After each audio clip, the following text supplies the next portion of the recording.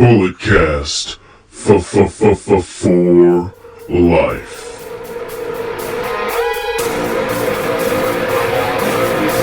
Get up, this is a revolution. This is our time to rise. Look deep within your mind, look deep into the hate in my eyes. We are the elite, and you are the weak. No matter how hard I fall, I'll get back up on my feet. Red alert, this is gonna hurt. Hello ladies and gentlemen, you know the name, you know the voice, you know exactly why I'm here. Just in case if you don't, I'm a 23-year-old piece of gold on the side of the microphone, the greatest sports and recreational podcaster in the world today, the Pod Father. And I've recently adopted the title of generational talent. I'm gonna pioneer it, you know? That's just like Edison did the light bulb. That's just what you gotta do. And I'm still your reigning, defending Bulletcast champion like Kyle O'Reilly, Bobby Fish, Roddy Strong, and Adam Cole, baby! This title reign is hashtag forever undisputed for life, brother. You know he's on the line. He's my tag team partner, the Jimmy to my J, the Tully to my Arn, the Stevie Ray to my Booker T, the Kyle O'Reilly to my Bobby Fish. First ever Bulletcast champion, 7-time BC champ, creator of curveballs and chair shots, creator of the award-winning Under the Radar, BT, the Canadian Destroyer, Brendan Tanguma. How you doing there, buddy? How's it going? Well, you know, Philip, I was doing okay. You know, I went on a quote-unquote field trip for my science class. Come home, you know, the podcast got delayed a bit, so I decided, I'm just going to chill, watch some Disney Plus, some DuckTales, because, you know, I'm a real adult. And then all of a sudden, a dog comes flying in, Randy Orton style, out of nowhere, and steps on my face. I got some color, my eyes scratched up. You know, I might have to put a Band-Aid underneath my eye looking like Nelly right now. You might have to upload that to the Bulletcast Twitter. I kind of want to see that. I'm not gonna lie to you. I mean, you know, if Cody's Master P with his little make him say, then I guess, you know, I gotta be Nelly. You gotta do it right, you know? Mm-hmm. Gotta make him say, say it. No. There you go. I'm doing all right, man. You know, I got rid of my crappy ass iPhone. You know that you've seen me with.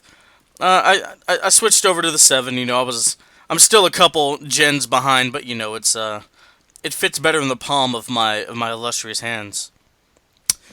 But yeah, man, you know we got to talk some wrestling. It's a big week. Survivor Series, NXT Takeover, War Games. A lot's happening in the world of pro wrestling, man. A lot. So we're gonna talk SmackDown, ladies and gentlemen. We're probably not gonna do a marathon episode because you know, don't really got time for that today. But yeah, we're just gonna go through the motions as we usually do here on the BC. We're gonna get into the SmackDown recap. I have recap on the script twice. Don't know why that's happening. But yeah, so Daniel Bryan challenges The Fiend. Daniel Bryan was attacked a week prior by The Fiend when he was talking to Sami Zayn. And now The Fiend will defend his Blue Universal Championship against Daniel Bryan this Sunday at Survivor Series. Brandon, thoughts on the segment? Thoughts on the color of the championship changing? Well, you know, they had to. I assumed they were going to change the color of the championship because you can't have a blue title, or you can't have a red title on the blue brand. So, I mean, I guess they did as good of a job as they can. The segment with Daniel Bryan and Bray Wyatt, the whole Miz TV segment, I didn't like it because you had Daniel Bryan, who's a babyface, arguing with The Miz, who's a babyface, and The Miz is like demeaning Daniel Bryan. And I know they have their history and stuff, but I just didn't feel as though it really helped to build up Daniel Bryan as a competitor to The Fiend, especially since Daniel Bryan's probably going to be losing to The Fiend, so you probably don't want to, you know, diminish Daniel Bryan. He's already been diminished so much, even since he's come back out of retirement. So, I mean, and it was kind of just weird and kooky, which I guess is what Bray Wyatt does now. So, overall, I mean, this SmackDown I was not a fan of. It was not a really good SmackDown. So, you know, it was just a long list of things that was wrong with the show. Yeah, man, SmackDown just hasn't been good since they've switched over to Fox. You know, and Fox may rethink their whole deal here. But, I mean, the blue title, I'm not going to lie, looks better than the red one. But I thought, you know, Bray Wyatt had that custom Universal title made. It was like camo type leathering. I'm like, oh, that looks badass, and it fits his character. I thought we were going to see that, but no. But no. I mean, honestly, the hemp title might fit the Bray Wyatt character a little bit more than a blue title, or maybe not a hemp title, but like some woodsy type look, like what you said with the camouflage. Maybe not exactly camouflage. Yeah, it's just a title, universal title. It doesn't mean anything. But yeah, we're gonna get more in depth. I mean, but going back to the Miz and Daniel Bryan thing. That, like you said, they have history. This is the callback. Like, hey, bruh, I still don't like you. I don't care if we quote unquote both get cheered by the fans. I still don't like you. And we're gonna talk about some Miz history later on in the show. But that's basically all that is there. But once we hit Survivor Series, we can touch on Daniel and the Fiend a little bit more. Mustafa Ali and Shorty G defeat Robert Roode and Dolph Ziggler to remain on the Survivor Series team for SmackDown. Thoughts, comments, concerns? And there was a whole big dog segment. Yeah, we know. Well, I was gonna say, I'm looking on the script. You don't have the big dog on SmackDown, and that's what kicked off SmackDown 2 weeks in a row. We get King Corbin with a lengthy promo, which is what we all need in our lives. A 12-minute Baron Corbin promo, and first we get. You don't enjoy those? Are you kidding me? Judging by the ratings, there's a lot of people who don't enjoy those. Oh my! King Corbin on the mic, on the stick, going ham? Oh, come on! Look, you people need to be. If ham means horrible as a mother lover, then sure. Look, you people need to be more respectful to our king. Just saying it. I'm just saying. Not my king. Wow. I think we need like an impeachment inquiry on King Corbin. Wow. You don't be one of those people. Come on now. This isn't like the whole not my president thing. Don't be one of those people. I know it's not. That's why it's not my king. And by the way, this whole not my president... Let me hit on this real quick. I know we're switching over to the politics game. Look, people. The Donald, terrible human being. Terrible president. But you live in America. Don't say he's not your president. If you don't live in this country, then he's not your president. If you do live in this country, then he is your president. It's just that simple. Unfortunately, this guy is my president because I live in America. It's just that simple. Register to vote, kids. Yeah. Make a difference. Make a difference. Dwayne 2020. Primary's coming up. It is. But yeah, so this match, oh my god, like, if Robert Roode didn't already look like Triple H when he threw on that white tape on his hands and then the elbow pads, I'm like, god damn. Like, am I watching Hunter work this match? Those were the feelings I got. I mean, maybe Triple H is rubbing off on old Robert Roode, and maybe he's going to start having, slow, methodical matches that are way too self-indulgent, like big old King of Kings Triple H. Okay, look, slow and methodical, I dig those matches. We're telling a story here, man. That's why you got to work an arm for 10 to 15 minutes. It's going to build eventually. You just got to be patient. It's almost like, telling a bedtime story. You're just going on and on till the kids fall asleep. It's like, what did Zack Sabre Jr. say? Putting on a technical match in America is like, reading Shakespeare to a dog? Something like that? Yeah, come on, guys. That's all Hunter was doing for you guys. Putting on these technical classics. That's all he was doing. Meticulous classics. Anyway, yeah, this match was fine. It's not something I'm gonna ooh-ah over. Get it? Ooh-ah. No? Ooh-ah! Oh, damn, there you go. And also the SmackDown Tag Team Championship, the New Day, they faced the Revival and it ends in a no contest. That's really all I wanted to get from SmackDown. Because it's the one time a year where SmackDown and Raw and NXT get together, so there's going to be a bunch of no contests this week. No, this is the only time in history that Raw versus SmackDown versus NXT has ever happened. It may never happen again. We don't know if this is going to happen next year, Brandon. You need to be excited about this. Well, technically, if you want to be technical, earlier in the Royal Rumble, there were some NXT people in there. We're talking about for brand supremacy. Because that's what badass wrestlers who just want to make money, win championships care about is brand supremacy. And if you go back in the vault, and if you go back to just last year, there's people who have flip-flop brands. And so do we really believe that they really care about their brand? Yes. Yes, we should. We should. I don't. We're going to get into all that when we talk a little bit more of the brand supremacy fight. Outside of the ring, Randy Orton versus Tony Khan. Yeah. So this all started when my boy, CM Punk, I heard he's back in WWE, by the way. Yeah, so he sent a tweet saying he needs to catch up on like 5 years of wrestling, and he tagged Tony Khan in the tweet, Tony and VKM. Tony responded and did not sound all that happy. And then Randy Orton gets in there, and then they start talking about leverage of money, and apparently Randy Orton said the N-word. I still have not heard this audio. And then they talk about the past dealings Tony Khan's father's had with some questionable sources. So yeah, it's just a whole thing. I think Tony Khan was hurt, man. I'm not gonna lie to you. You know, Punk did StarCast in August, but didn't go. He didn't sign with AEW. Then Orton used them for leverage. I mean, I think TK was a little hurt. I'm not gonna lie.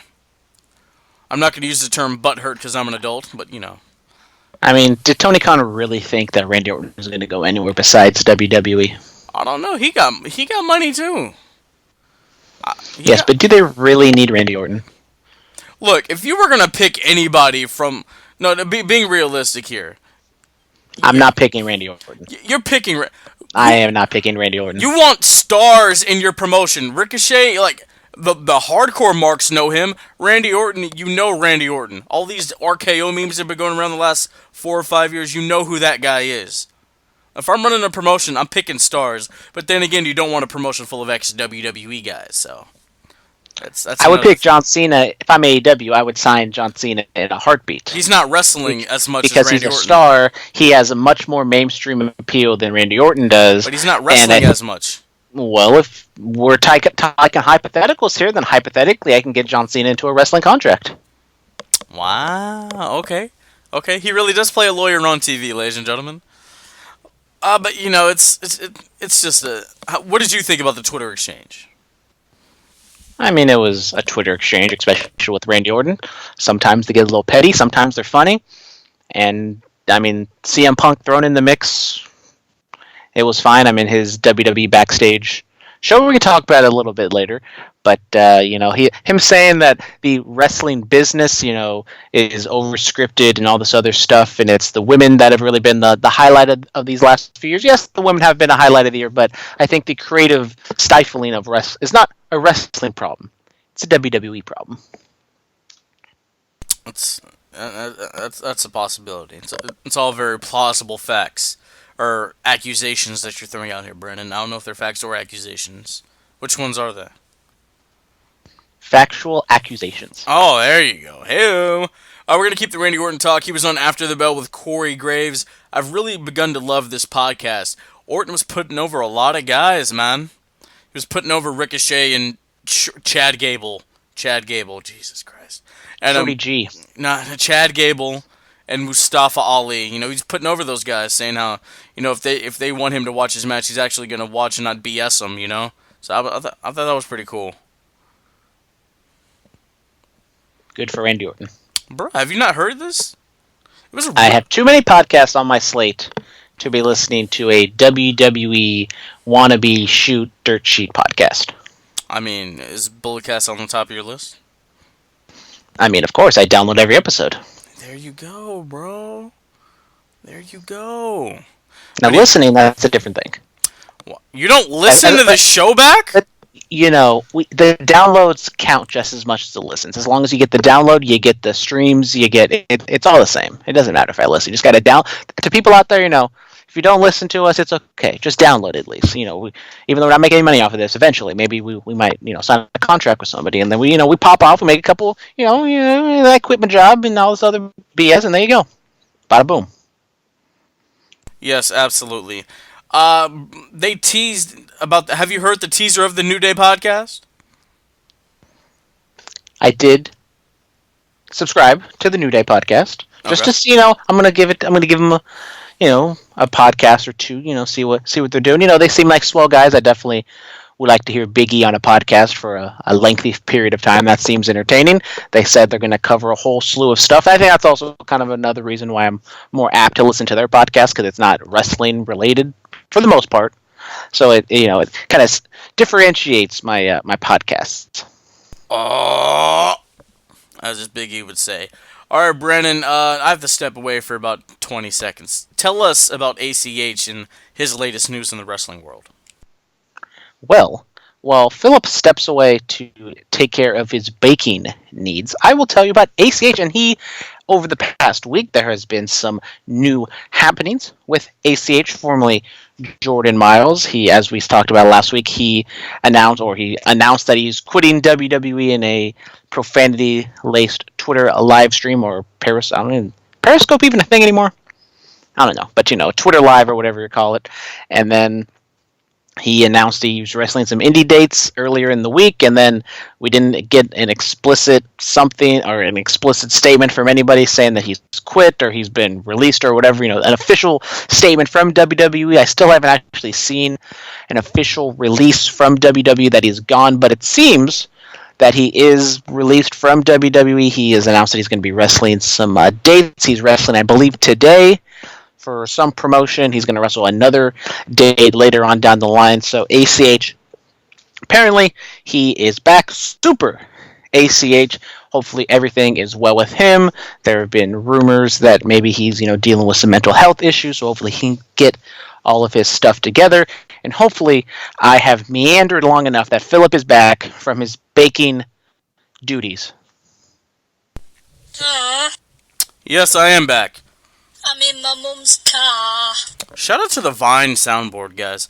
Yeah, so ACH, I haven't seen anything about a release, as Brandon said. I probably should have hopped on. I've been listening for like 45 seconds.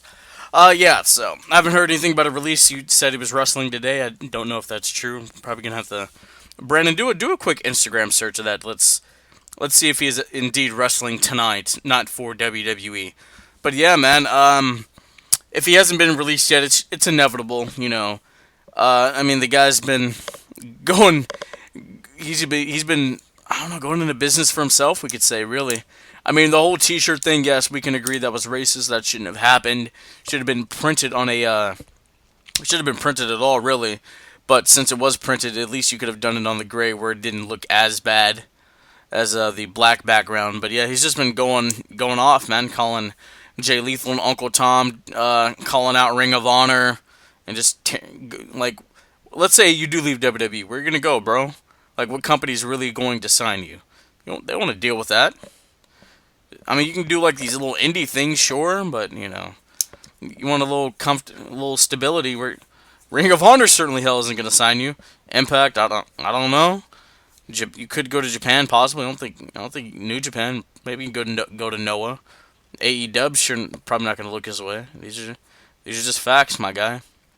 I mean, he's a very talented human being, but come on, man.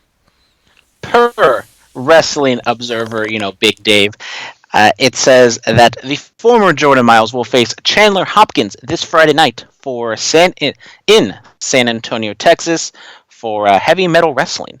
And then he has announced that on December 27th, Atlanta Wrestling Entertainment will be on December 1st, and then Pro Wrestling Revolver on December 27th. So he's already got 3 dates lined up. He tweeted out his email address for bookings, so apparently he's doing stuff outside of WWE, whether it's official or not, that he's released from the company.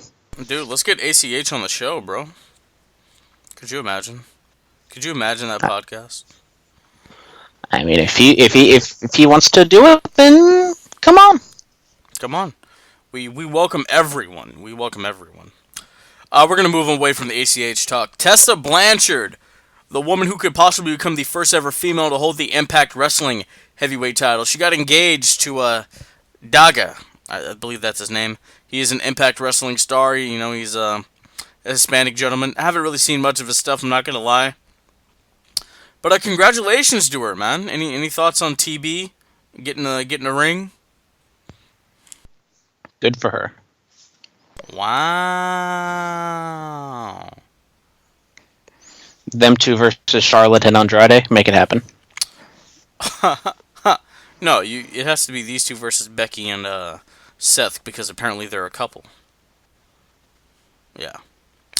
Moving on. Charlotte and Andrade isn't an official couple unless WWE talks about it. Ah, yes. Tranquilo. Moving on from that, Alicia Atut, the Ambi girl. I don't know if anybody who listens to the show follows her. She does very good work. I've been following her career and her wrestling interviews for quite some time. She was doing a little work with AEW, but now she is signed to MLW. So, congratulations to her. You gotta make your money, boo boo. I feel you. She'll be a backstage correspondent.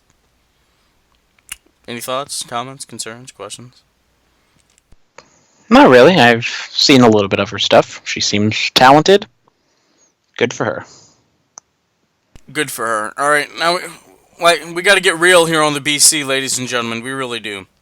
Jim Cornette has quote unquote resigned, aka fired by Billy Corgan. That's where I'm going with it.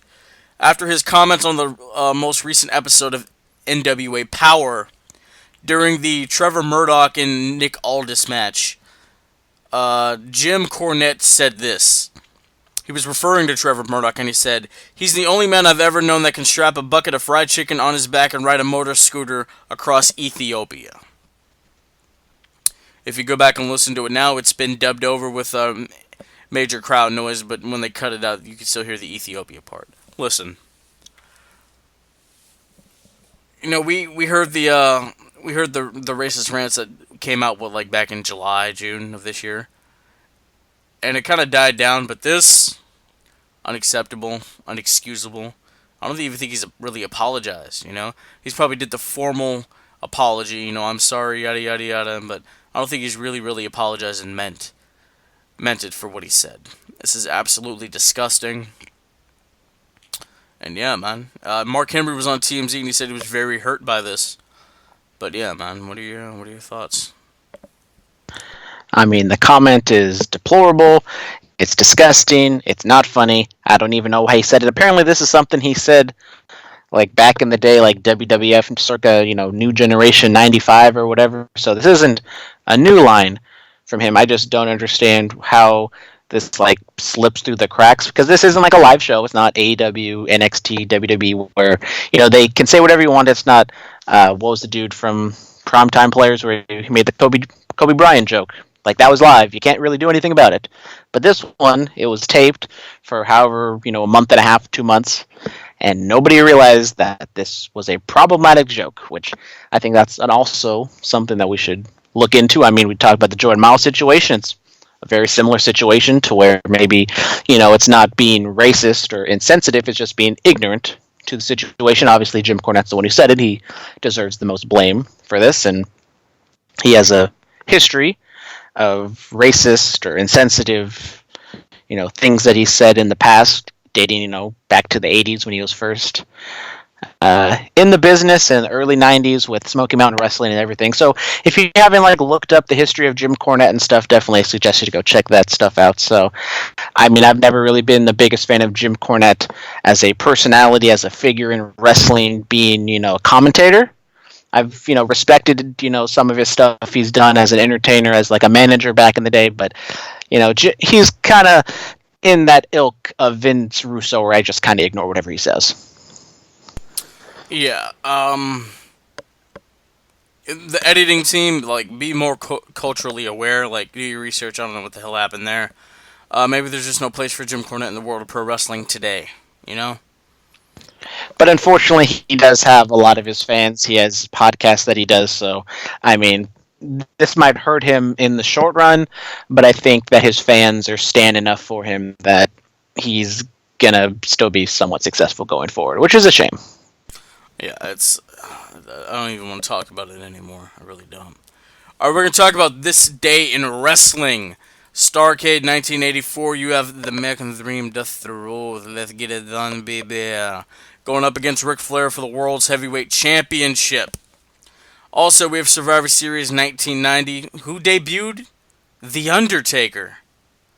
29 years ago. Wow. What a career, right? What a career. In those 29 years of being with the WWE. It's been okay. Yeah, I mean, the guy went on probably the greatest undefeated run that, we'll ever see, Probably one of the greatest characters in the history of the business, but, there was a Raw on this day in 2004.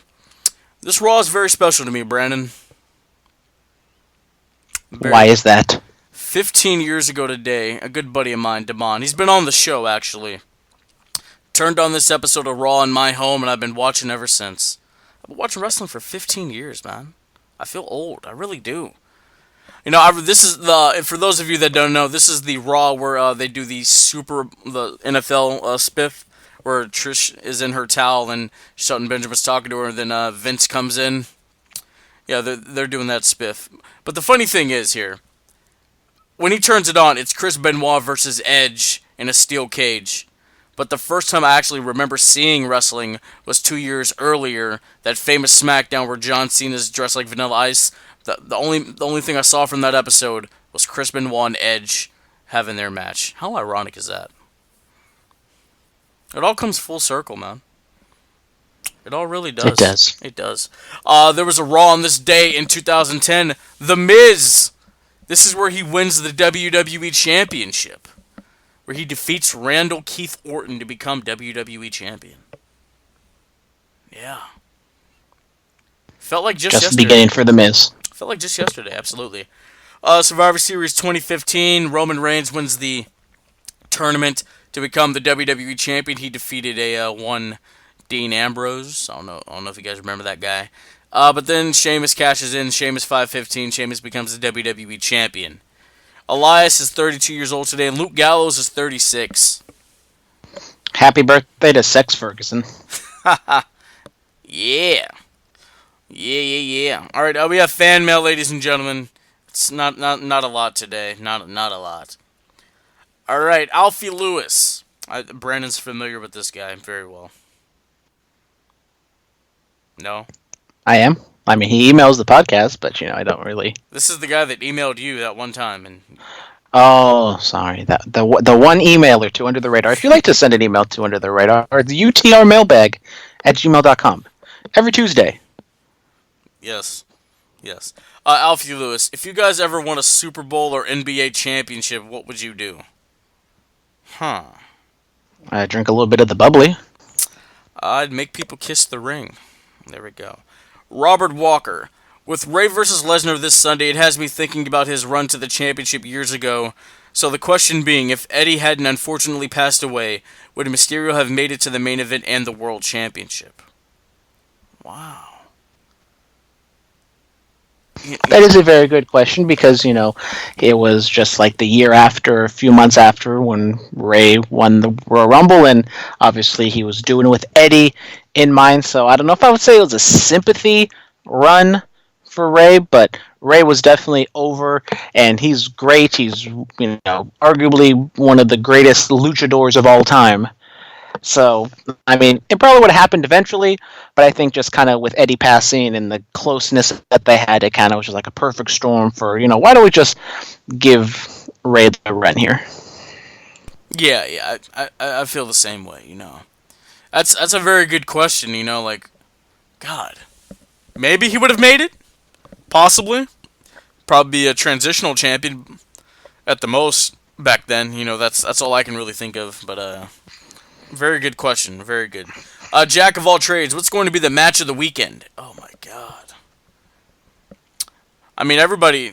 We're talking about what Balor and Riddle. That's going to be good. But you know what? Styles, Nakamura, and Strong. I think they could take Survivor Series. I really do. I really do. I think they're going to steal that mug. I do think Matt Riddle versus Finn Balor would be the best match of Takeover, but if my predictions are correct, I think the NXT Championship match at Survivor Series could steal the show. Whoever the challenger may be, we're going to get into that. And Brightest Day X on Instagram, graphic designer for the BC. What will be... Oh, he asked the same thing. He says he thinks it's going to be Nakamura, Strong, and AJ. That's a very good possibility. We're going to move over to the Twitter. Let's see if we have any, anything here. If this will load. Load. Do it now. Copenhagen Smith. Oh, wow. Hey, how are you doing? What does it say? Hey, guys. Sorry I haven't wrote in in a while. Just saw the Kita interview. Love hearing talent from your area talk about how they got their start to where they are now. Why doesn't Brandon do some of the interviews, and has he done any? Wow.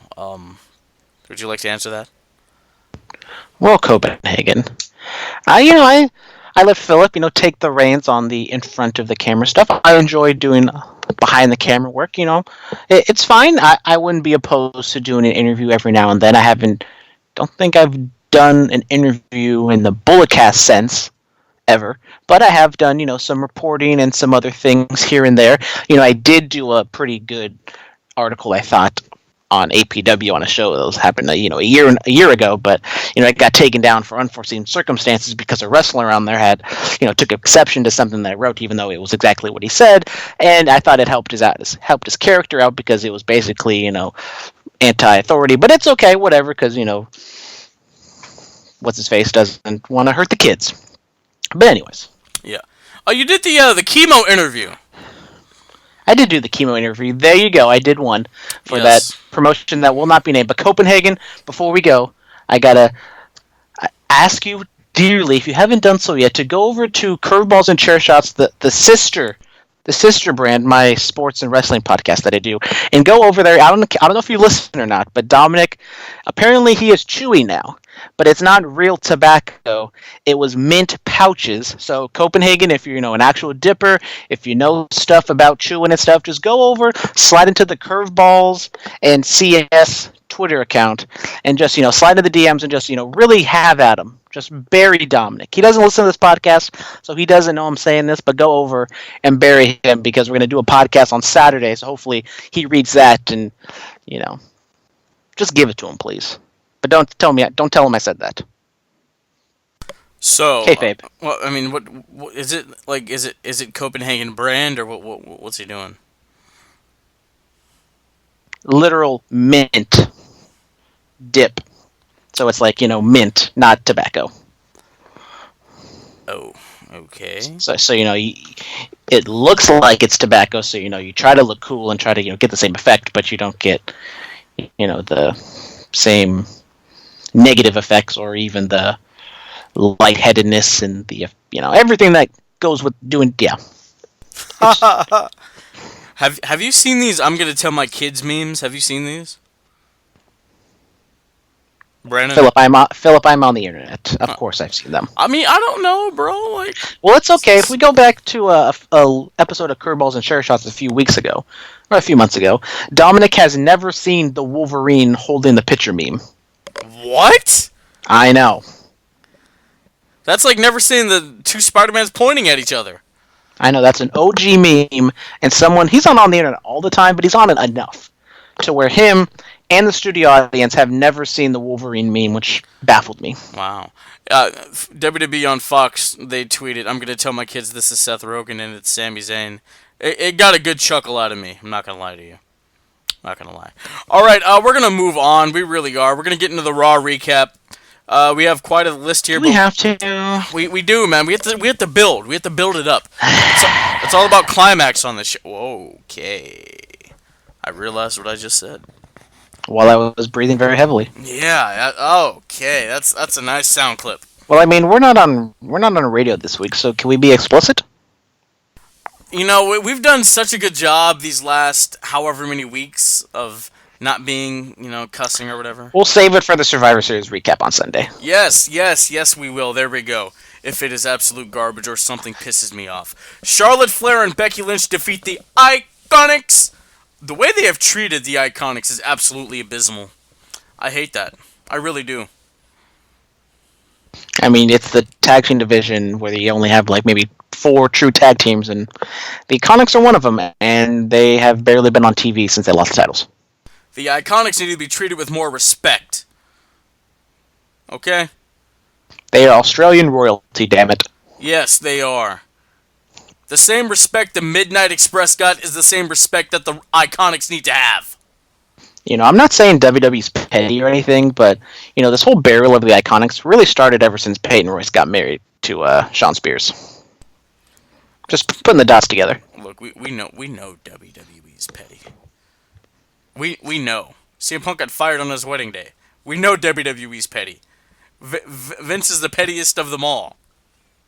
We know this. Anyway, we're gonna move on. We're gonna move on. Seth Rollins and Andrade ends in a DQ. Damn, it was getting good. This was getting very good. It was. It really was. But then, what the hell is it? Lucha House Party came out there? And apparently they're on SmackDown. And, usually when I hear podcasters, they're like, oh, I can't tell the difference between who's on SmackDown. For the most part, I know, 60 to 70% of the roster. But apparently the Lucha House Party, God bless them, I had no idea they were on SmackDown because I don't even know if they've been on TV since the draft. That's very true. This whole Lucha House Party thing, they kind of looked at Andrade. I'm like, is the LWO coming back? Are they about to form this biatch? But it didn't happen. Look, keeping them together with the LWO thing is going to happen. If not, Kalisto, it's not 2016 anymore. I'm kind of done with it over him. Lince Dorado, I do like him very much. Put him down in the NXT Cruiserweight division. Let him have a 15-minute, 20-minute match with Leo Rush. It's going to be great. Grand Metalik, let's recapture some of that magic of the Cruiserweight Classic. Yeah.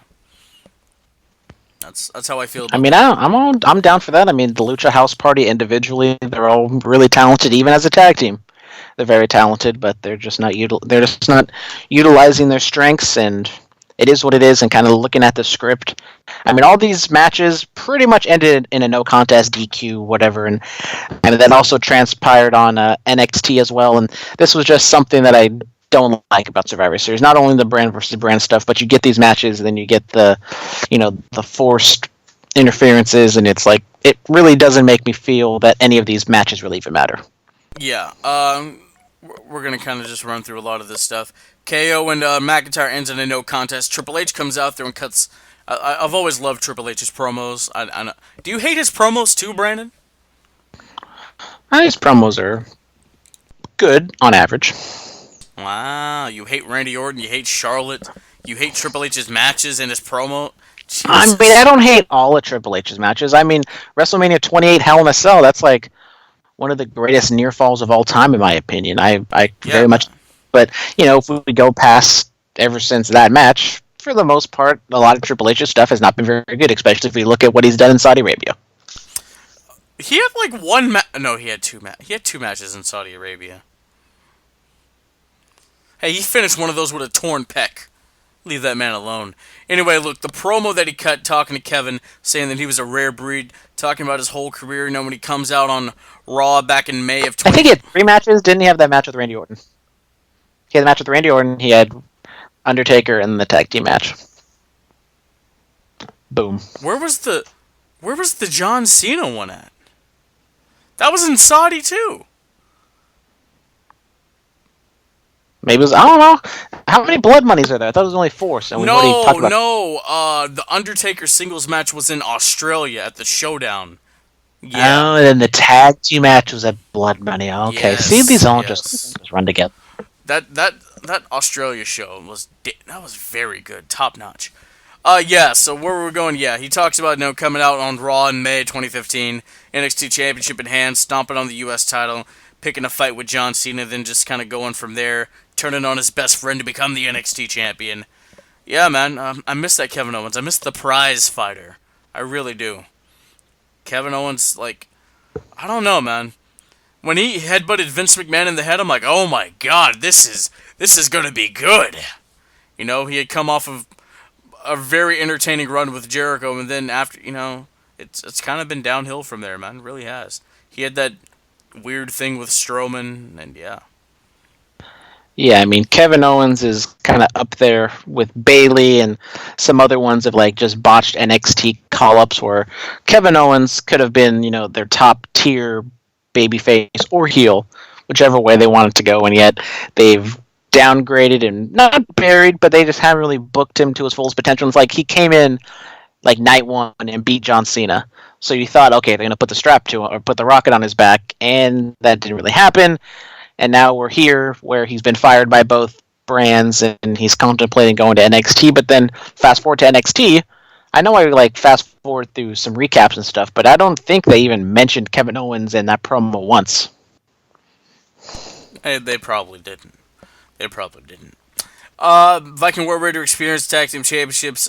They face Orton and Ricochet, no contest. Humberto Carrillo defeats Carl Anderson, and Bobby Lashley defeats No Way Jose. Thank God, I hate No Way Jose. I'm tired of him. Don't need to see him. He can come mop my kitchen floor. Yeah, but the Lana promo, like, I didn't even watch the whole promo. I just watched highlights of it, and that was bad.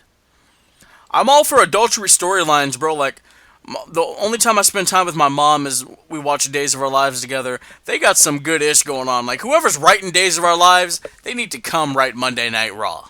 They need to come write this storyline. That's all I'm saying. That's all I'm saying, bro.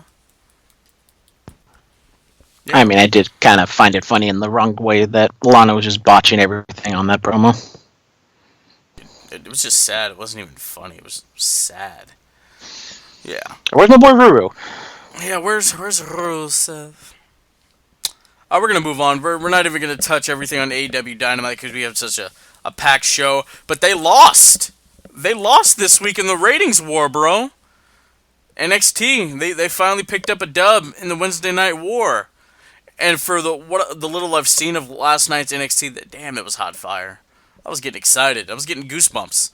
They righted the wrongs of SmackDown and whatever the hell happened to Raw, and SmackDown's gonna mess it up again in a couple hours. Yeah.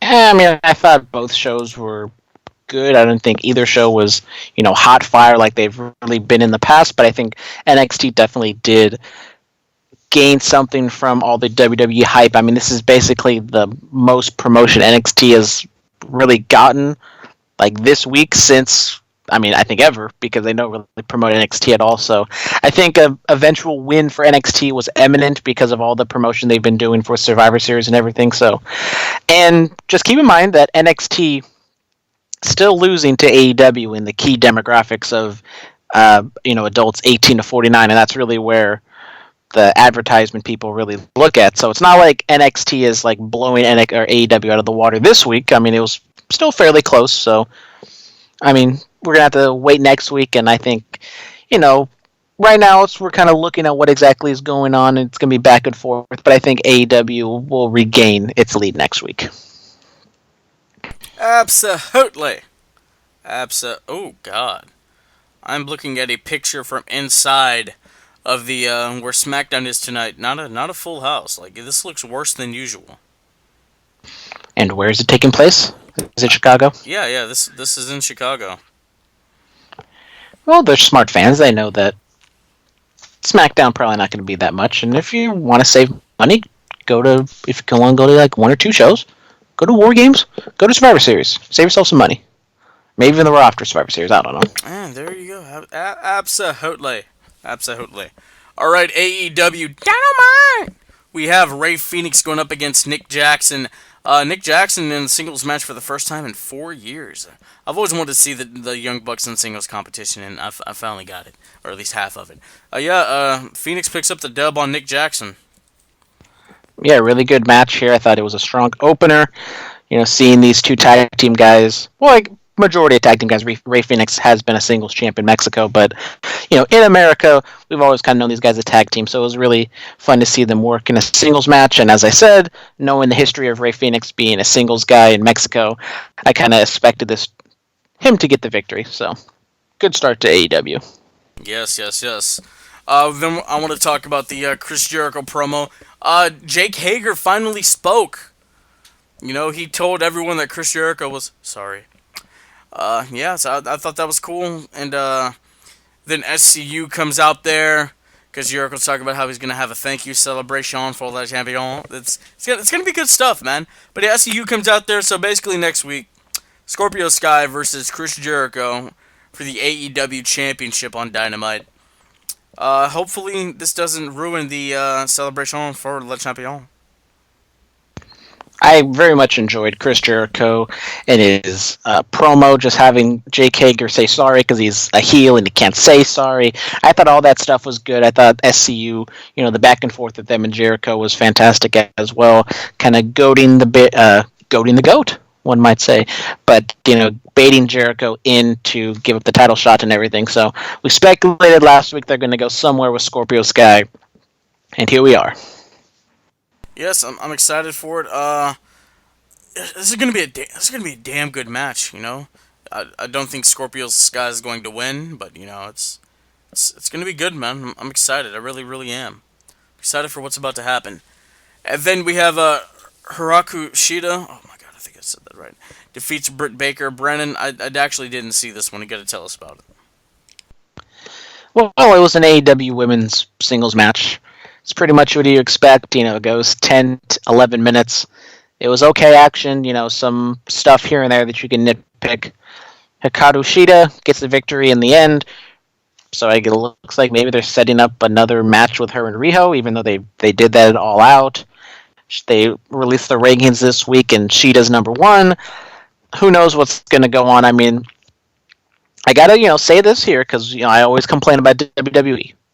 There is a lot of 50-50 booking in AEW right now. We go to this, the women's division. It's not very deep, so they kind of have to do 50-50 booking, I guess, because there are only so many amount of women. But then in the tag team division, it's not on the script, so I got to bring it up. Pride and Powerful goes up against Private Party, and Santana and Ortiz are coming off a win against the Young Bucks, probably their biggest win of their careers.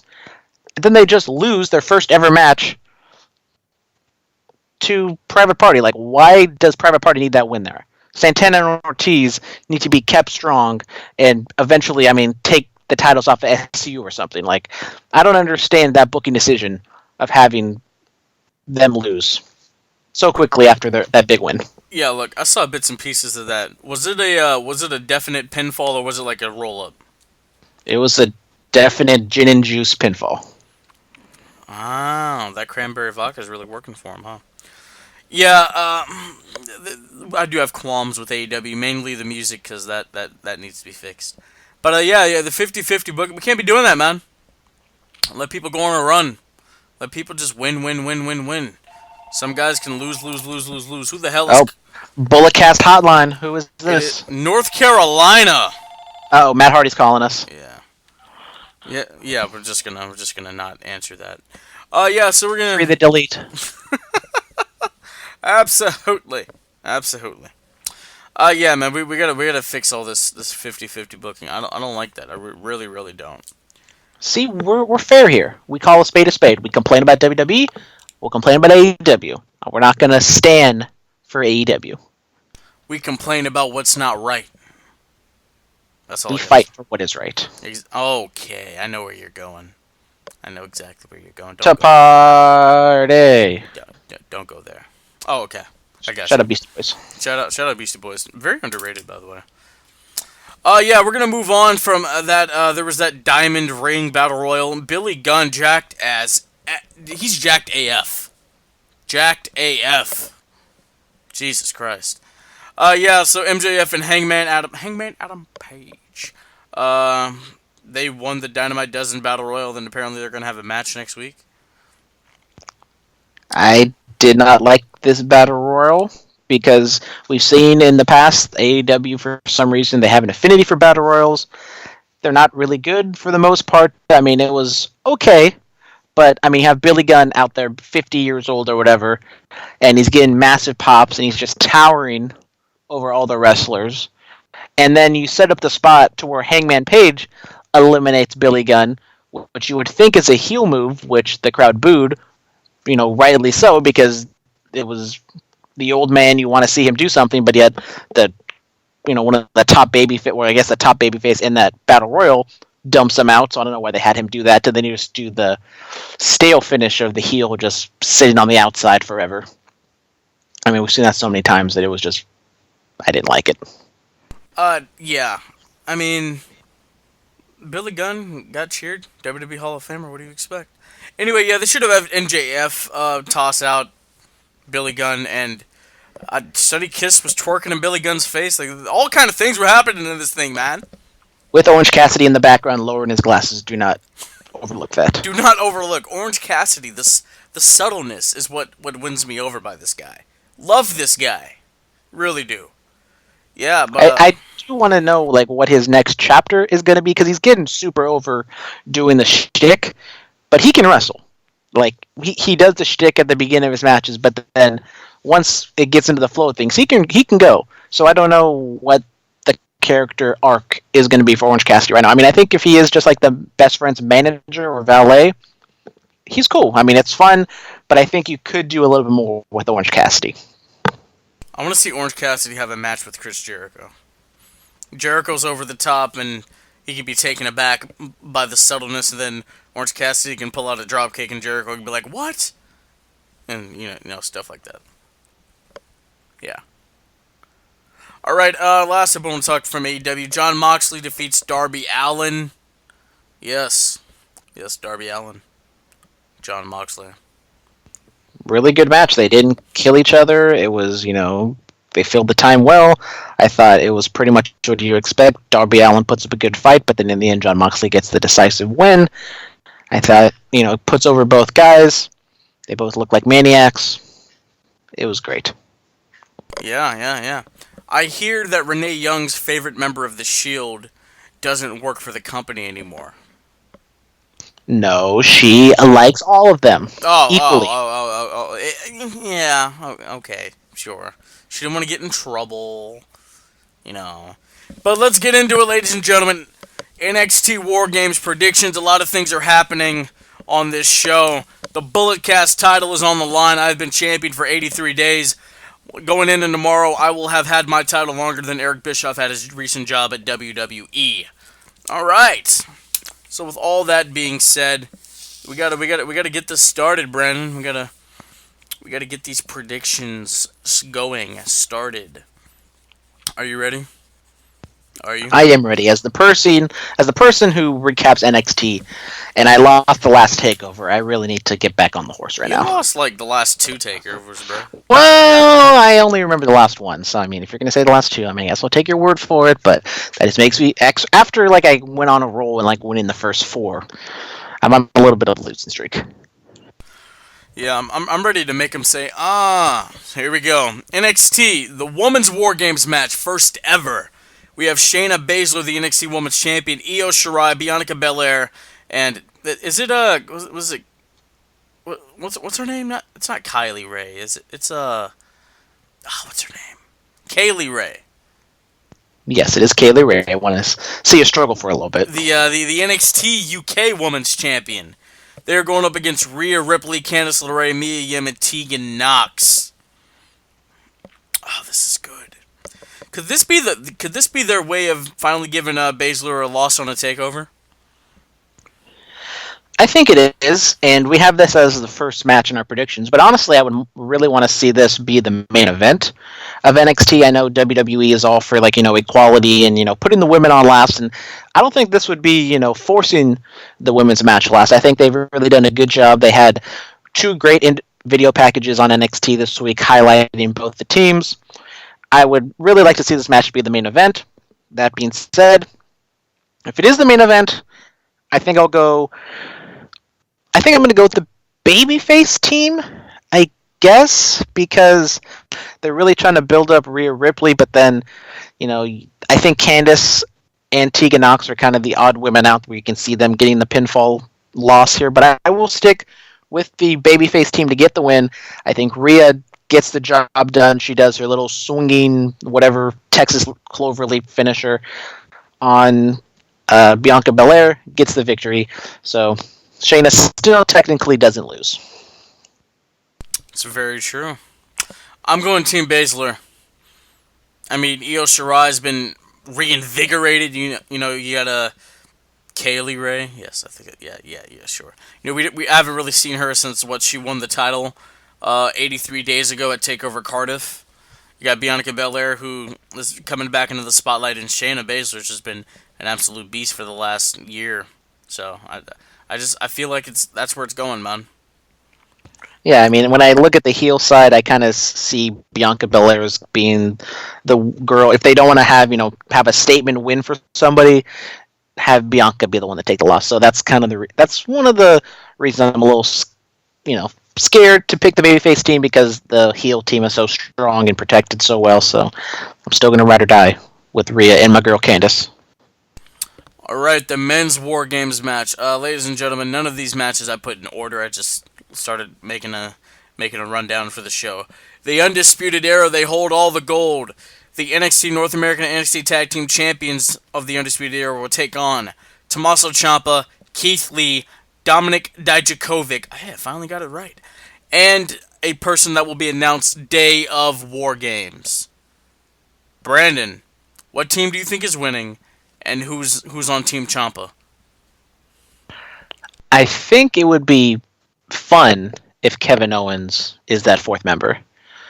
I don't know if it's going to be Kevin Owens, but I think Undisputed Era is going to get the victory, mainly because I think a lot of them are going to lose on Sunday. So I think you want to have them win this match, have them be strong going into the matches that they have on Sunday.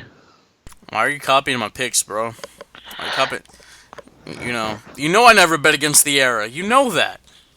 Well, I mean, they've also been in every single War Game, so they have an advantage there too. I know they lost last year, so. And I was there to see it. Wow, look at you. Humble brag. Okay, man.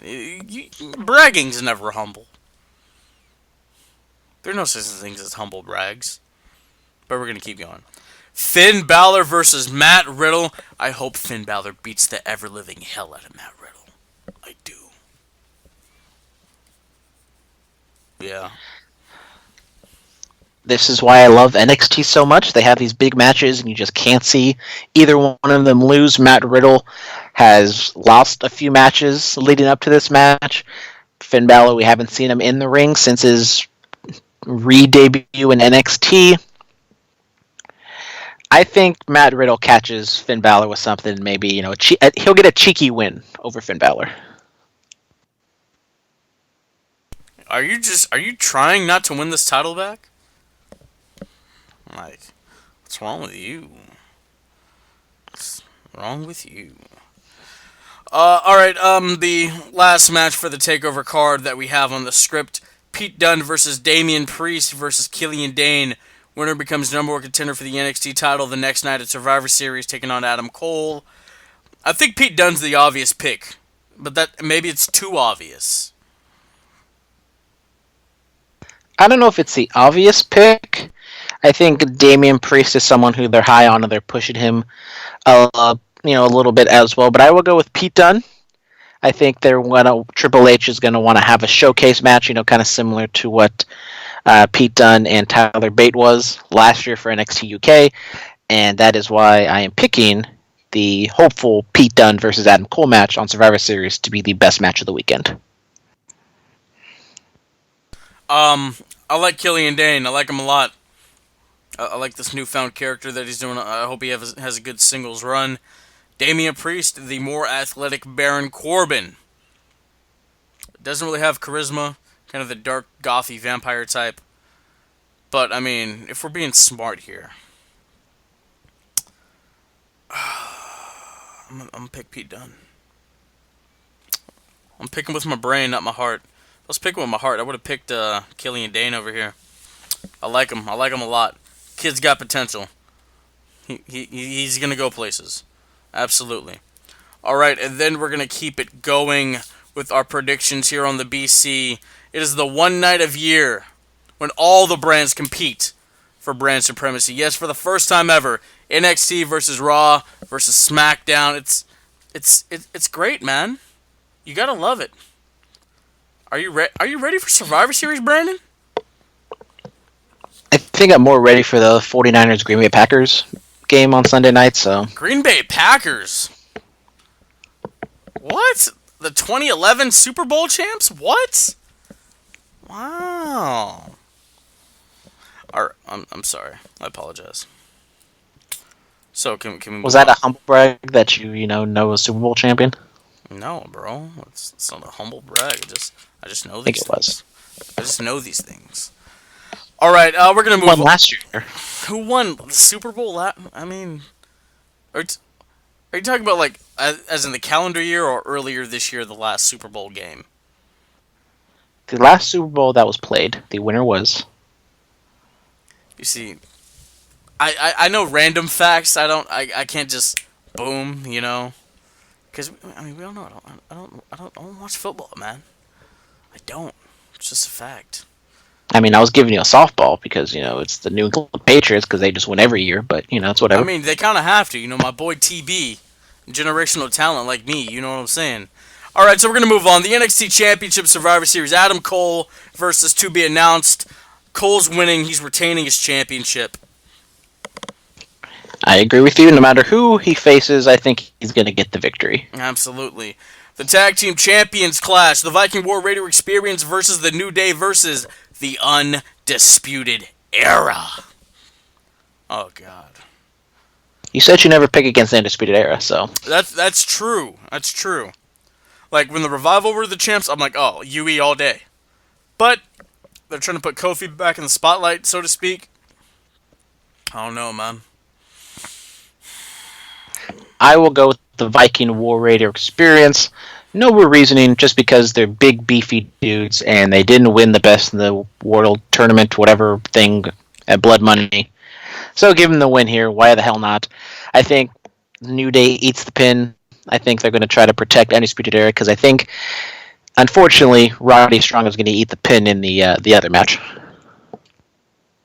Damn, that makes a lot of sense. That really does. But I'm gonna go with the UE. I'm gonna stick to my guns here. All right. Which means the New Day is going to win. Oh, exactly. I know, right? That's usually how it happens with us. The mid-card champions, the phenomenal AJ Styles, who is the United States champion, the Messiah of the Backbreaker, Roddy Strong, the NXT North American champion, and the artist Shinsuke Nakamura, the Intercontinental champion for SmackDown, are all colliding. I think AJ Styles takes the win here. I really do.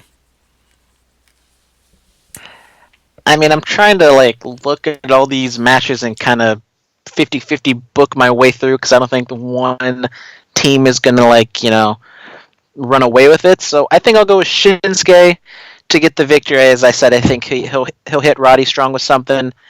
I think Roderick Strong, as everyone's kind of saying, this might be a sleeper match of the week. It should be really good, but as I keep saying, I'm not going to get my hopes up too much for a Shinsuke Nakamura match. I mean, dude, this is Styles, Strong, Nakamura. This is TNA versus ROH versus New Japan, even though Styles has wrestled in all those places. But yeah, man, this is great. I'm excited. Like, look, give him 25 minutes. You can't mess this up. You literally can't mess this up. It'll probably just be given 12 minutes with entrances. Oh, that's so sad. God. All right, we're gonna move on. The women's champions, the man Becky Lynch, the Raw Women's Champion, Bayley, the SmackDown Live Woman. Just SmackDown, the SmackDown Women's Champion. I'm sorry, and the NXT Women's Champion Shayna Baszler. Could Bayley sneak away with the dub? I think it is a possibility. I think that Bayley or Shayna are going to get the victory. I know Becky is, the big star, but I think they're going to make a statement victory and have Shayna Baszler. I don't know if I'd say beat Becky, but I think Shayna Baszler wins. Okay. Especially if my prediction comes true and she loses at War Games. Look, But there's also a thing where you could have the excuse of her being injured because of War Games, so. Look, here's my deal. This could set something up. This could set something up. What was the match we were supposed to get last year? Ronda and Becky, and I was so excited for that match until Nia Jax broke Becky's face. Exactly. How apropos. 1 full year later. Let's say Ronda. Let's just say Ronda makes a run in, bruh. Costs Becky the match. We don't see Ronda for a little bit. Maybe she wins the Rumble. Maybe she doesn't. But let's just say this could lead to the match we were supposed to get. The match we were robbed of because of Nia Jax's fist. WrestleMania 36. Becky Lynch, Ronda Rousey for the Raw Women's Championship. That is a possibility, but I thought Becky Lynch versus Shayna Baszler could also be a WrestleMania main event match. Not saying you can't do it now, but I think the steam is kind of taken off it a little bit because of this matchup here. Yeah, I picked Bayley. Why? Because she has an aunt haircut. She's kind of won me back over, and she wears her title around her neck because her gear would spell out AEW. Yeah. That's really it. That's really it there. We're going to move on from that. The Women's Survivor Series match, which is, Jesus Christ. God, this is going to be a lot. This is going to be a lot. Team Raw, Charlotte Flair, Natalya, the Kabuki Warriors, and Sarah Logan versus Team SmackDown, Sasha Banks, Lacey Evans, Nikki Cross, Dana Brooke, and Carmella. Oh, I love Dana Brooke. Versus the NXT team to be announced. It's a lot of women, Brandon. It's a lot of women, a lot of estrogen. Yeah, a lot of. I almost said something. No, thank God I didn't say that. Yeah. So, does it do? I don't. Team Raw. That's where I'm gonna go.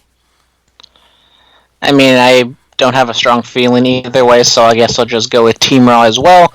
I mean, you have the Kabuki Warriors, they're champions. Protect them a little bit.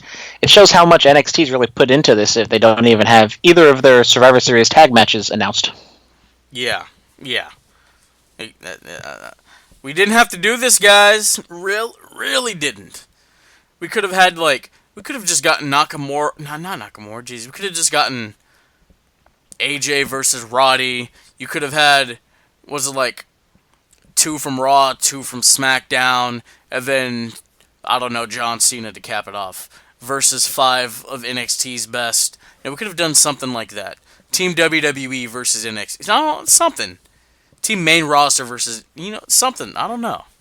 But they didn't. You could have done I don't know, Undisputed Era versus the OC versus the New Day plus somebody. I don't know. There's a lot of stuff that could have happened here, but they didn't do it.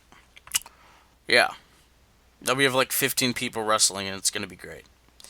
That's big sarcasm. The men's Survivor Series elimination match. Team Raw. Seth Rollins, Kevin Owens, Randy Orton, Ricochet, and Drew McIntyre. What a team.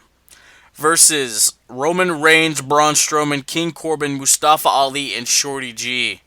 Going up against to be determined on the NXT side. Yeah. I mean, they put that TV time into the Kevin Owens promo, and if it's not going to pay off at War Games, I assume it has to pay off here, so maybe NXT gets the victory after Kevin Owens turns on Drew McIntyre or something, or Randy Orton, I don't know. And NXT wins. Okay. I don't... This Raw team is stacked, though. You know what? Hell, I'll go Team NXT too. Because I mean, there's too many combustible elements on SmackDown for them to really win. I mean, if they did, it'd be like, oh wow. But would you really tune in Friday to see what the fallout is? No, you wouldn't. You wouldn't. The Universal Championship, The Fiend Bray Wyatt defends against Daniel Bryan. Wyatt retains. I think Wyatt retains as well. This is going to be an important match for him just to showcase exactly what he can do in the ring. Bray Wyatt has never really, demonstrated or really had a really good match. And if you can't have a really good match with Daniel Bryan, that's saying something. So I think this is going to be a big test for Bray Wyatt going forward. Dude, Royal Rumble 2014. That was a really good match. It was a damn good match. Yeah, but that was 5 years ago, and he's a completely different character now. Very true. Alright, it is the WWE Championship, the title of record. Brock Lesnar defends against Rey Mysterio, no holds barred. Dude. Could Rey Mysterio walk out the WWE Champion? They're in Chicago. Rey's loved worldwide. I think we could see it. We could see it. We didn't talk about it earlier, but I thought the Paul Heyman promo was good, but I thought the Rey Mysterio promo was great. I thought Rey Mysterio actually outperformed Paul Heyman in a battle of promos, which is something I don't think would have thought I'd ever say. So I thought Rey Mysterio did a really good job, maybe invested in the match. I could see it, but since you're the champ, Philip, I will go opposite of you. So whatever you pick, I will go opposite. Wow. Okay, I see you. Because I do think this is going to be the main event, so this can be, winner take all for us. Could we have 3 Survivor Series in a row where Brock just dominates a smaller guy? Yes. So here we go. I pick Brock Lesnar. Then I will pick my fellow little Latino, Rey Mysterio. All right, ladies and gentlemen, so here are the predictions for your NXT TakeOver War Games. I have picked Team Baszler, I have picked the Undisputed Era, I have picked Finn Balor, and I have picked Pete Dunne. Brandon, Team Rhea Ripley, Team Undisputed Era, Matt Riddle, and Pete Dunne. Survivor Series. I have picked Adam Cole, the Undisputed Era, AJ Styles, Bayley, and the Raw Women's Team, the men's team for NXT, Bray Wyatt and Brock Lesnar. Brandon has picked Adam Cole, the Viking War Raider Experience, Shinsuke Nakamura, Shayna Baszler, the women's team for Raw, the men's team for SmackDown, Bray Wyatt, and Rey Mysterio. Alright. Back-to-back nights, the Bulletcast title is on the line. The next time we talk, you could be the champ, Brandon, or we could have flip-flopped. We don't know. But we're not done yet. Superstar Spotlight. I'm going to save mine for when we discuss the recap of Survivor Series in like 48 hours. Or even maybe Well, like then 48. that's no fair. We're doing a Superstar Spotlight. We have to do it of the week. Oh my god. If I have to, I mean, I don't know, man. I gotta think back about what happened to the week of pro wrestling. I'll go with Rey Mysterio. Still There up you go. by the There by you the go. goat. If we're talking goats, you gotta go with Chris Jericho, man. You know? Him being goated into a championship defense next week against Scorpio Sky. Could Scorpio Sky ruin the celebration for the champion? We don't know. We're gonna have to tune in next week to find out. But Brandon, what's our promo pick of the week, buddy? Well, our promo pick of the week is CM Punk.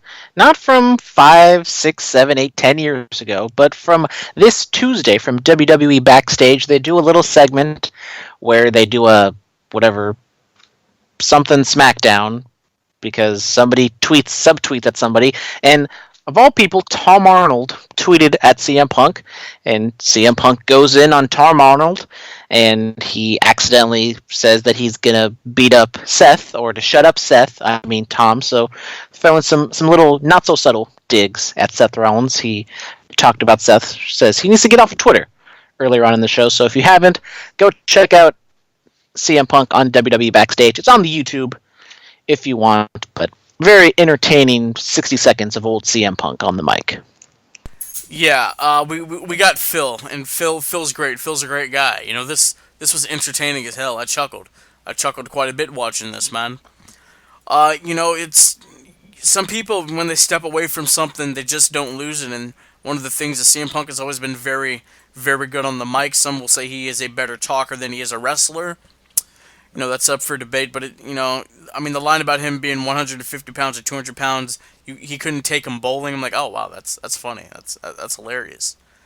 Yeah, but it was a very good promo from Punk, and hopefully this does lead to what we all want, the inevitable in-ring return. But I'm glad you said this Tuesday, Brandon, because our match pick led to a match being taken place at the pay-per-view this Tuesday in Texas. Back in 1991. What match could I be talking about? Hulk Hogan versus The Undertaker. The WWF Championship Survivor Series 1991 on November 27th. The Dead Man walks out the WWF Champion on this night. And it leads to the rematch with the Hulkster on a Tuesday in Texas. Yeah. Yeah, I mean, an okay match. I mean, Hulk Hogan going up against another big man, but this time he doesn't knock him down. The big man gets the better of the Hulkster, something that rarely happens. Dude, Undertaker was like 26 here. Yeah. It's unbelievable. And here we are talking about it. Yes, here we are talking about it. Yes. And I'm almost 26. You know, this led to a lot of stuff, man. Because of this match, we got the Tuesday in Texas, we got the vacant championship after that, and then it leads to the 92 Royal Rumble, probably the greatest Royal Rumble, see what I did there? Of all time. You have Heenan give the greatest Royal Rumble, the greatest commentary performance of all time. Flair wins it, it's the greatest night of his life with a tear in his eye. And then we get Savage and Flair. Because of this match, it leads to all that stuff. Yeah. A young dead man pioneering the way. Absolutely. Absolutely. All right, ladies and gentlemen, follow us on Twitter at Bulletcast, Instagram, The Bulletcast, YouTube channel, Bulletcast. Email us, bulletcast2 with the number 2, sweet swet at gmail.com. 99.9 FM KW and Watsonville every Friday night except for tonight, 9 p.m. to 10 p.m. iTunes, SoundCloud, Stitcher, TuneIn, Google Play, iHeartRadio, Patreon. Ladies and gentlemen, the next time you will hear from Brandon and myself will be Sunday night after Survivor Series, recapping everything that's gone on. Brandon may do a recap of TakeOver War Games, don't know. I won't be watching it until later. I have my coaching duties officially start tomorrow, first tournament of the season. Wish my kids luck. All right, Brandon, I will talk to you on Sunday.